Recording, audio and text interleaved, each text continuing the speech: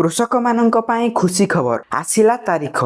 ଏହି ଦିନ ମିଳିବ ପିଏମ୍ କିଷାନ ଟଙ୍କା। କେନ୍ଦ୍ର ସରକାରଙ୍କ ଦ୍ୱାରା କୃଷକଙ୍କୁ ଆର୍ଥିକ ସହାୟତା ପାଇଁ ପ୍ରଧାନମନ୍ତ୍ରୀ କିଷାନ ସମ୍ମାନ ଯୋଜନାର 21ତମ କିସ୍ତି ଜଲ୍ଦି ହିଁ କୃଷକଙ୍କ ଆକାଉଣ୍ଟକୁ ଯିବ।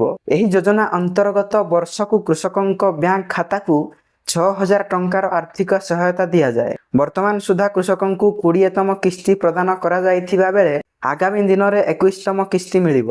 ତେବେ ଖବର ମୁତାବକ ନଭେମ୍ବର ମାସର ପ୍ରଥମ ସପ୍ତାହରେ ପିଏମ୍ କିଷାନ ଯୋଜନାର ପରବର୍ତ୍ତୀ କିସ୍ତି ଟଙ୍କା କୃଷକଙ୍କ ଆକାଉଣ୍ଟକୁ ଯିବ। କିନ୍ତୁ ଏନେଇ କୌଣସି ସରକାରୀ ସୂଚନା ବା ବିଜ୍ଞପ୍ତି ପ୍ରକାଶ ପାଇନାହିଁ।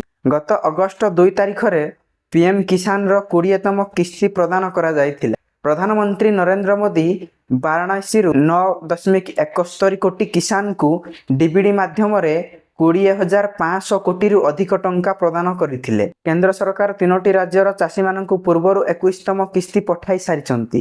2025 ସେପ୍ଟେମ୍ବର 26 ତାରିଖରେ ସରକାର ବନ୍ୟା ଏବଂ ଭୂସ୍ଖଳନ ଦ୍ୱାରା ପ୍ରଭାବିତ ହିମାଚଳ ପ୍ରଦେଶ, ପଞ୍ଜାବ ଏବଂ ଉତ୍ତରାଖଣ୍ଡର ଚାଷୀଙ୍କ ପାଇଁ 21ତମ କିସ୍ତି ପ୍ରଦାନ କରିଥିଲେ।